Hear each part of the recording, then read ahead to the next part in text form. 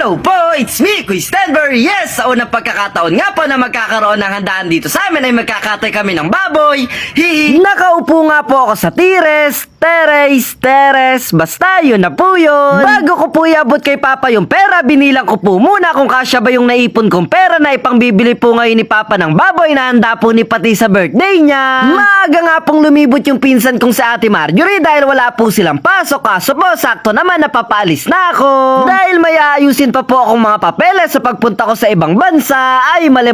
May aayusin po pala akong mga papeles para makapaglaro po ako sa darating na laban ng school namin ng larong sepak takraw. Total nga po, andito naman ka ako sa Ate Marjorie. Iniwan ko na po yung cellphone ko para mabidyohan po yung pagdating ng baboy. Baka mauna po kasi sa aking makauwi si Papa. Makalipas po yung kulang 3 oras kong nasa school, umuwi na po ako. Tapos ayun naman po yung pinsan kong kambal, magteten na po. Kaya sila naman yung papasok. Umuwi nga din po si Papa dahil yung bibilan po sana ng baboy ay hindi na po dun makakabili dahil hindi po magkakasya sa budget. Wow, English yun na. Umalis na po ulit si Papa para tumingin po sa iba na pwedeng bilan ng baboy at 1 oras po yung lumipas, nakabalik na si Papa kasama po yung papa ng pinsan kong si Jem na si Tito Jerwin. Ang gusto ko nga pong sabihin kay Tito na sumama po kay Papa, salamat po. Tapos salamat din po sa isa kong tito na nagpahiram po ng bilis ng tulin na kolong-kolong na ginamit po ni Papa. Nung nailagay na po nila sa tagliran namin, agad ko na pong pinuntahan para makita. Dahil sobrang nagpapasalamat po ako at hindi pa din makapaniwala na kaya palang magkaroon ng isang buong baboy na hindi man ganon kalaki yan, pero ang mahalaga po ay importante.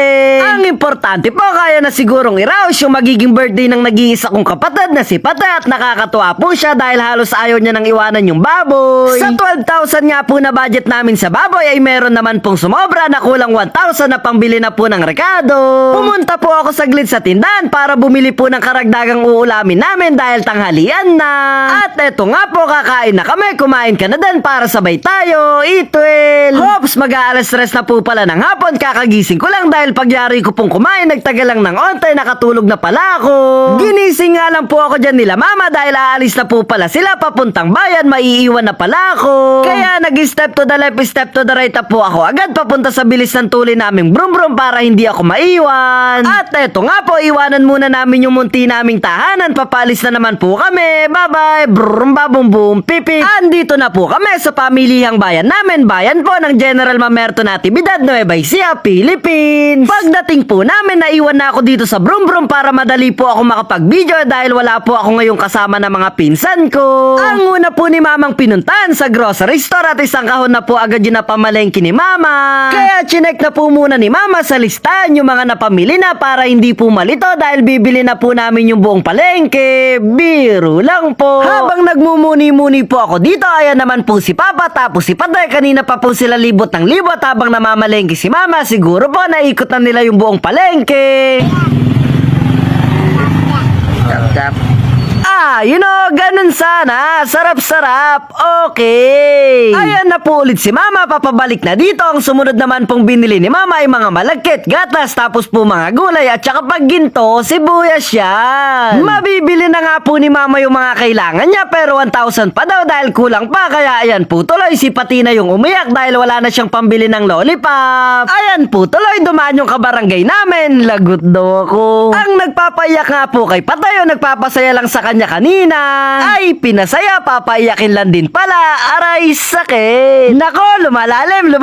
Ang iniiyakan po ni Patay yung lollipop dahil ayaw niya na po yung binili sa kanya kanina dahil ang gusto niya na po yung palaging binibili sa kanya na lollipop at eto po yun. Ang huli na nga pong binili ni mama yung paglalagyan po ng gelatin at halaya na 200 peraso.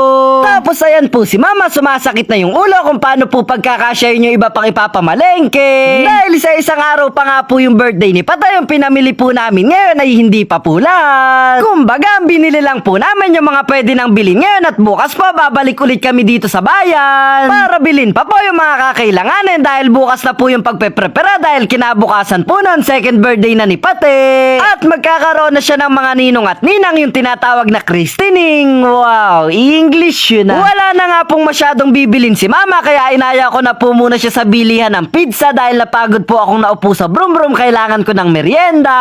Nagkita nga po kami ng pangulo namin sa PWD. Shoutout po sa inyo at shoutout po sa lahat ng kapwa ko PWD. Patuloy lang po tayong maniwala at magtiwala na kaya po natin lagpasan lahat ng pagsubok kahit tayo may kapansanan. Na wag po tayong panghinaan ng loob at wag po nating isipin na ito'y hadlang, subalit na tapat mag-inspirasyon po sa atin lahat ng binigay sa atin na to. Dahil naniniwala po ako na kahit tayong PWD ay kaya nating makipagsabayan at minsan kaya pa nating hitan yung mga nagagawa ng kompleto dahil lahat naman po tayo ay may kanya-kanyang talento. Pag gusto, may paraan. Pag kaya, wag na po natin iasa sa iba. Tsaka pag kaya nila, dapat kaya din natin pero sa sariling pamamaraan. Shoutout din po sa lahat ng nasa palengke at shoutout po sa lahat ng nakakilala sa akin na nagpa-picture. Ngiti lang para pogi. Oops, saglit nga lang po. Ipapakita ko po muna sa inyo yung malakas kong braso. May muscle yan. Nung wala na pong bibilin sila mama sa palengke, umuwi na po kami sa munti naming tahanan at pag-uwi po namin, naabutan po namin yung mga pininsan ko na andito. Tapos hindi po nagtagal, lumibot na dan yung pinsan ko po na isa sa kambal na si Ate Mariel. Dumiretso po agad ako sa binili naming baboy, baka po kasi ako nakatakas na walang magiging handa si Pate. Umalis po si Papa dahil siya po yung taga-reading ng kuryente dito sa amin at dumating po yung tito ko na panganay nila Papa, dala-dala po yung lona. Mayayari na nga po pala yung video. Salamat sa panonood mo. Sana nag-enjoy ka, hindi ko nasayang yung load mo. Kita-kita na lang po tayo sa susunod na video.